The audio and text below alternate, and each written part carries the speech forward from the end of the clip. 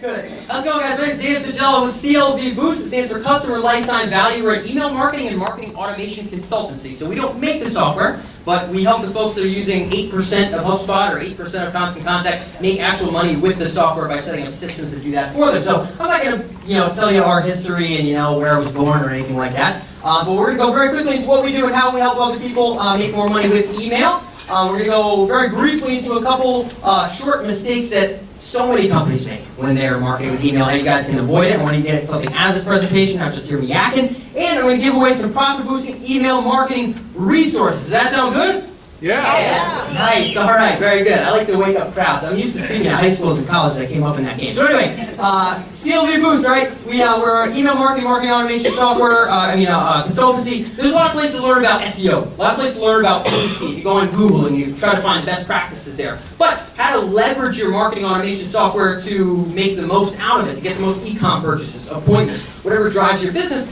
Very much harder to find. So we take the big business practices and bring them to smaller companies and companies that are looking to scale. Right now we're here in Cambridge. We work at advisory level or we do implementation. That's sort of our game. So our process, we sort of focus on all the different areas of email and automation. So collecting, which is acquiring leads, connecting, so segmenting, converting, driving sales, driving appointments, and then circulation. So those newsletters that most people do really wrong and just kind of annoy people by sending out that big monthly blast to everybody. We kind of teach how to make that actually make some bucks. So that's the game that we are in. And luckily, we're not the only people who think this stuff is cool. We've been on MixerG and Growth Hacker and all those cool web shows you guys have seen work with companies around the world, from pain reduction companies in Australia to PT clinics in the UK to startups right here in Cambridge selling software. So this is the game that we are in. So here's a lot of mistakes that people make. Is there like a 2-minute guy or like a 3-minute guy? Who does the fingers? Who's that man? It's Bobby. Oh, great, Bobby. Great. Okay, well, I'm not going to look at you, so that's going to be really tough. So I'll probably just go into one of these, and then Bobby can, take the cane out and call it a day. So one of the big mistakes, okay, that a lot of companies will make when somebody opts in or somebody becomes a buyer is they send the same vanilla sequence.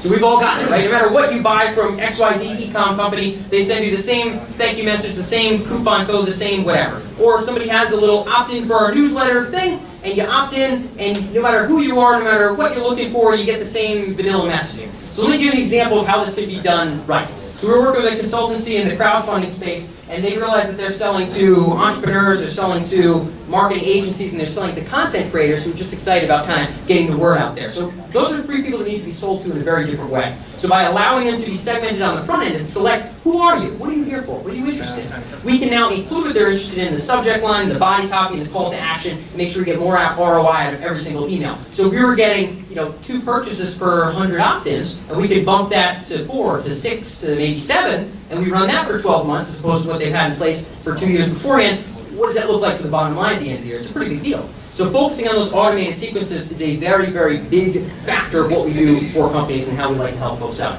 And I'm a little bit tentative to go into the next one because I feel like I'm going to get yanked off. But here's another one that's very, very important, is neglecting past customers in a database. So a lot of people have folks in your database right now who've pulled out the card, they've signed something on paper, but we don't have very succinct and specific win-back and retention campaigns. If those are not in place and those are not being tested, I can make money in your company point blank period, and so can anybody that goes on Google for long enough. We just happen to have the best practices that can cut the mustard very quickly. Okay, so if you don't have those, look it up online, but very, very big area where people do not have them in place. Define them, refine them, and test the ever-loving heck out of them, because the people that have already paid you are the folks you should really be taking care of and making sure you're targeting them properly. I'm going to skip this last one, I'm going to go right in, all right? So if you guys enjoy this whole marketing automation side of things, you want to understand some best practices for subject lines. Really easy to plug into your businesses. Some best practices for automation sequences. Really easy stuff. I break this stuff down very simply. We have a DVD set that we normally work with the folks that we actually work with. We're giving away the downloadable version if you tweet CLVboost Email Marketing Ninja. Simply because I want to see how many people are going to tweet ninjas, because I think it's pretty cool.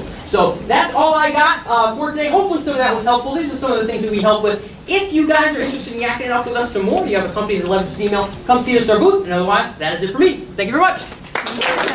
Go back to your tweet slide. Back to the tweet slide. There you go. Tweet slide. All right. I love the tweet slide. So I have a couple questions as my slides get yanked out of here. I'm lucky Bobby didn't yank me out of here while I was talking. 30 seconds left. Well, there's no guy holding the... I'm used to this game, all right? Usually I got a clock, Bobby. It's okay. That costs money. I know, you're right. I'm sorry. So anyway, what do we got for questions, folks? I got a couple questions to field. They intimidate everybody. Oh my goodness, open rates. I'll never ask. They're I'll still never do catching it. up. Yes. Yeah. How are you different from HubSpot? Yeah, man, we get that all the time. All right, so to make this clear, we don't sell software. So HubSpot sells software to you, then you pay for it every month, and somebody at HubSpot goes like this every month. And it's usually the sales guy, right? Like on February, he does a fist pump. On March, he does a fist pump. And now, he doesn't do a fist pump when you make money with HubSpot. Oh, I gave you the fist pump thing.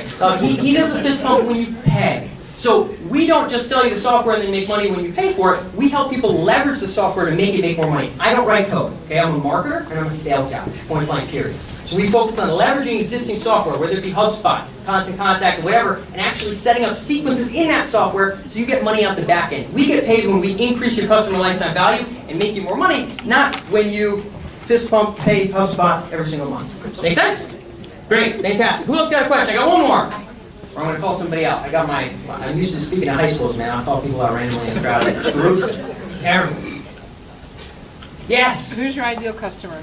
Who's my ideal customer? Man, our ideal customer is anybody who's looking to scale. So I like to work with companies with ambition, just point blank period. That's just my deal. So mom and pop shop that's like okay with selling X amount of shoes every month, like yeah, I don't even want to talk to you.